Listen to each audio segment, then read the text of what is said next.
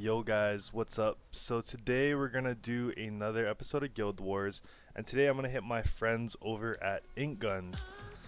Before I get into it, I just want to let you guys know I do see your guys' comments when you comment on my videos. I just don't have enough time to get to it, so I do appreciate when you guys leave comments and give me ideas for videos. I'll try and get some videos out that are to your requests.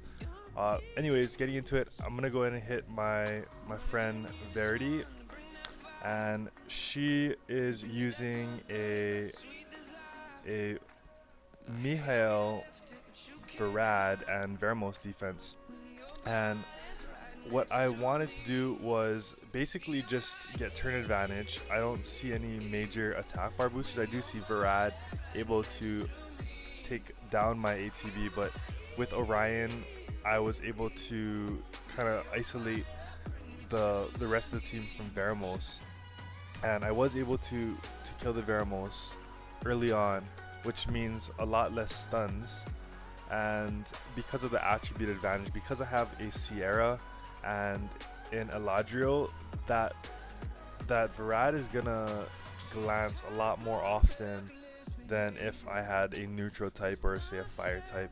So I was able to knock down the Varad, and with Eladriel I was able to strip that defense buff that Mihail puts onto Varad, and then it's just really a matter of working down the rest of the units. Here the Varad's already armor broken, so I wanted to put the bomb on the Mihail and kill it as collateral by popping the bomb on Mihail. And then pretty much after that it's just working down the Mihail, and there's not any kill potential after that. So I think going about that turn order is the best, taking care of Veramos because it is neutral and it's able to do the most damage to my team.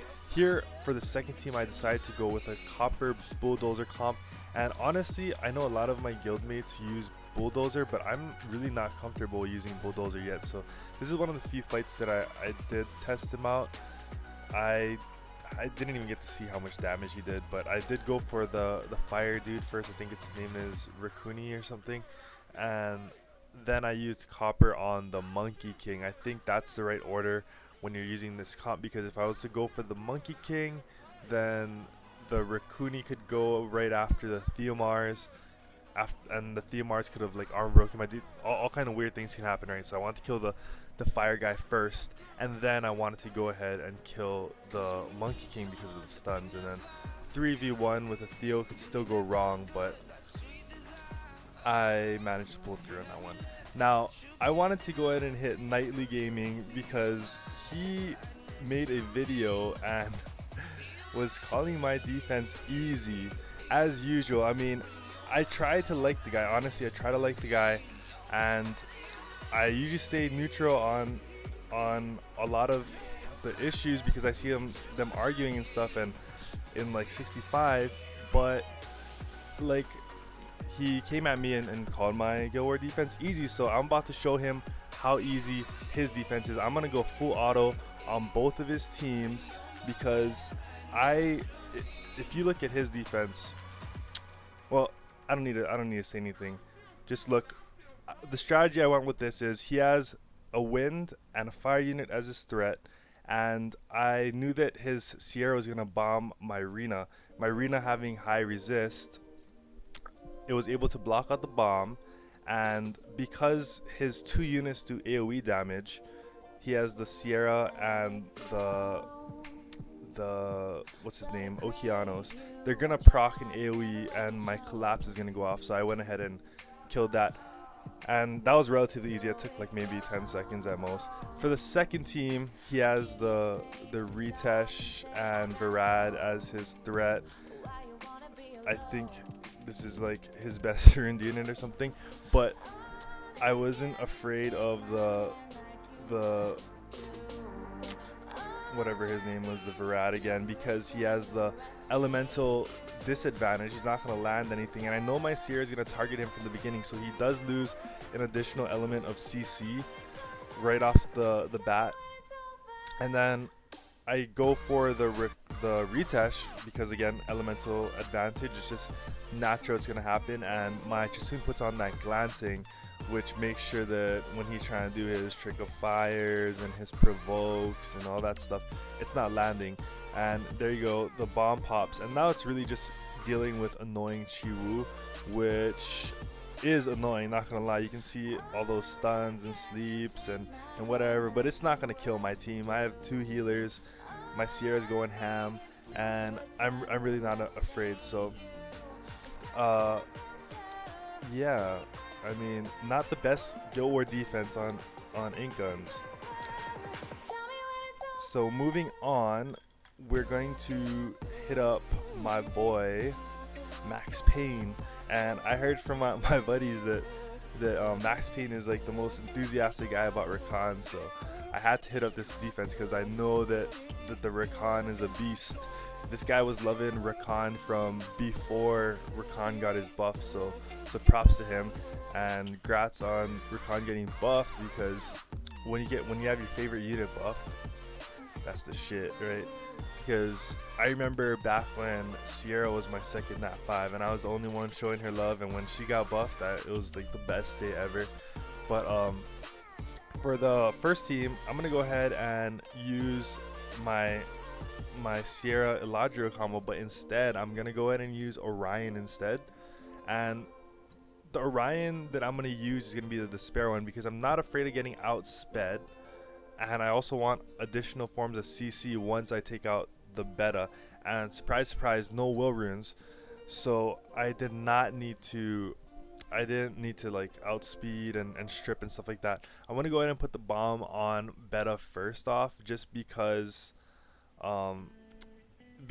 she can put the immunity and stuff on, and I want to try and mitigate all that extra stress from the get-go, and then I can just deal with the other two RNG mons, the Panda and the Theo. And you can see right from the beginning, they take out my Orion, so I have to revive, and that kind of puts me at a disadvantage right now, and I have to work down the beta with regular attacks because my damage is mostly coming from debuffs from Sierra, so like the bombs and stuff, and with immunity going, I can't land it. So it is annoying in the beginning, and Theomar is about to kill my Orion for the second time, and I put the bomb on the Panda, but I'm gonna work on the Theomars with regular attacks.